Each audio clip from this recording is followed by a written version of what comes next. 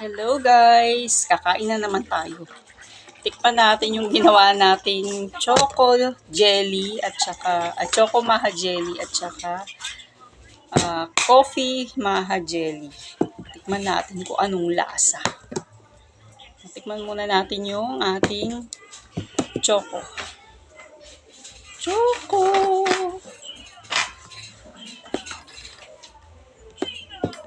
Dapat ako muna yung titikim. Ooh.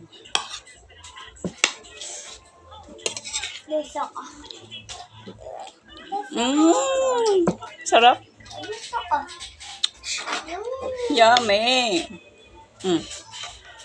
Gusto daw ng baby ko. Gusto talaga niya, malamang magugustuhan niya. Kaya lang, nasobrahan ata sa tamis.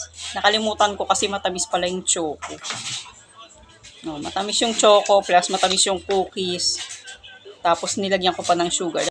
So, dapat pala hindi ko na nilagyan ng sugar. No? Sakto na yung condense kasi matamis naman yung choco na ilalagay natin. Pero dun sa coffee, malamang yan talaga kailangan natin mag-sugar kasi hindi naman matamis yung coffee. Mapait yun, di ba? Yan. So, tapos ito naman. Naku, malamang itong ganito, kayang ubusin niya ng baby ko. Ito yung baby kong matakaw. Lako. Kaya niyang ubusin yan, di ba? Ang dungis ng baby ko. Tikman natin. Tikman naman natin yung ating coffee. Coffee na merong inuubo. Ito. Coffee, parang kakulay siya ng yan, blanca.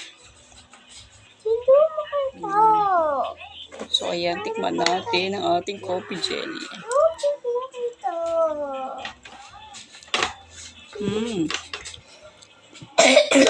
Sarap. Kaya lang parang kulang sa coffee.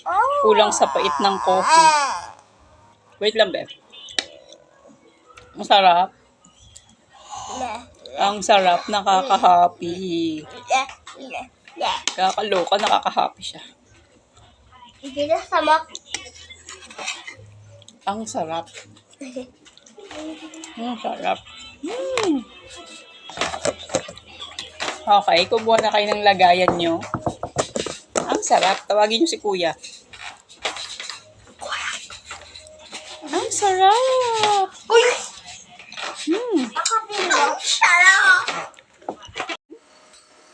10 out of 10. Ikaw, Be. Yummy ba?